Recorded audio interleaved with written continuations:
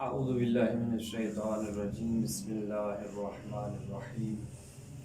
وصلی اللہ علی سید المرسلین وآلہ الطیبین الطاہرین المعصومین خصوصاً علی مولانا صاحب العصر والزمان۔ اگر ہم قرآنی آیات کی طرف بڑھیں جو تقلید پہ ہمیں جواز دیتی ہیں، ان میں سے چند ایک آیات ہیں جو علماء نے جس پہ بحث کی ہے، دلیل کے طور پہ بیان کی ہے۔ فَاسْأَلُوا أَهْلَ الذِّكْرِ إِن كُنتُمْ لَا تَعْلَمُونَ، کہ اہل ذکر سے پوچھو، سوال کرو اگر تم جانتے نہیں ہو۔ تو اس میں اگرچہ کہ یہ آیت اس کا اولین اور کامل ترین مصداق جو ہیں وہ اہل بیت علیہ السلام، اہل ذکر وہ ہیں، لیکن علماء نے اس کو عمومیت دیتے ہوئے اس میں یہ بھی شامل کیا ہے کہ علماء بھی اس میں آ جائیں گے۔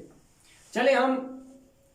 اس آیت کو اس سے استدلال کرتے ہوئے یہی مانتے ہیں کہ اہل ذکر سے مراد اہل بیت علیہ السلام 12 امام ہیں، ٹھیک ہے۔ لیکن اگر 12 امام ہمیں حکم دیں یا تقلید کا دیں حکم کہ جی تم مسائل دین میں علماء کی تقلید کرو،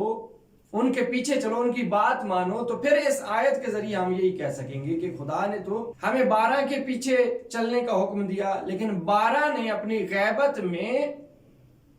غیر موجودگی میں، جہاں پہ 12 کے ساتھ دسترسی نہیں ہے شیعوں کی، ماننے والوں کی، وہاں پہ اگر وہ حکم دیں کہ ہمارے خاص علماء، ہمارے خاص جو اہل علم ہیں ان کے پیچھے چلو، ان کی بات کو مانو،